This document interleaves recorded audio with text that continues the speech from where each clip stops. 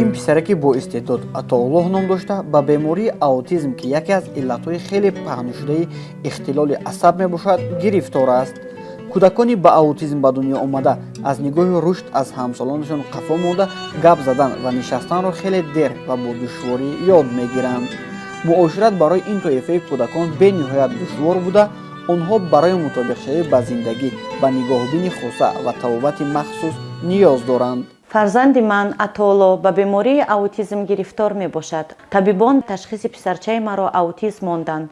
бо омӯхтани он ки аутизм чист ва ноумед нагашта чора андешида ташкилоти ҷамъиятии моҳруро ташкил кардам ки мақсади он дастгирии кӯдакони имконияташон маҳдуд аз ҷумла дорои аутизм мебошад. аммо дар ин минтақа ягон маркази тавонбахшӣ вуҷуд надошт ки ба кӯдакон кӯмак расонад.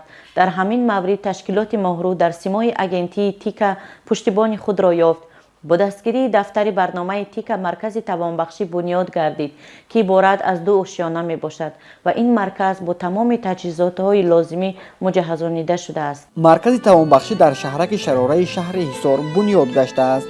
ташкилоти ҷамъиятии моҳру кӯдакону наврасони имкониятҳояшон маҳдуд аз ҷумла ба аутизм гирифторро ба табобат фаро гирифта дар тавонмандсозии онҳо кӯмак мерасонад ва барои таҳсил дар мактаб омода менамояд. дар 6 моҳи аввали соли 2024 92 нафар кӯдакони имконияташон маҳдуд дар ин марказ ба тавонбахшӣ фаро гирифта шуданд ва ин шумора рӯз то рӯз бо омадани кӯдакон аз деҳаҳои атроф зиёд гашта истодааст. дар маркази тавонбахшӣ мутахассисони гуногун аз ҷумла маҳзгар, омӯзгори иҷтимоӣ, логопед ва равоншинос бо кӯдакон кор карда дар баробари табобат онҳоро ба таҳсил дар мактаб омода мекунад. инчунин тика дар ин марказ бо таъмин намудани дастгоҳҳои дузандагӣ, синфхонаи омӯзишии дузандагӣ ва касбомӯзӣ бунёд намуд.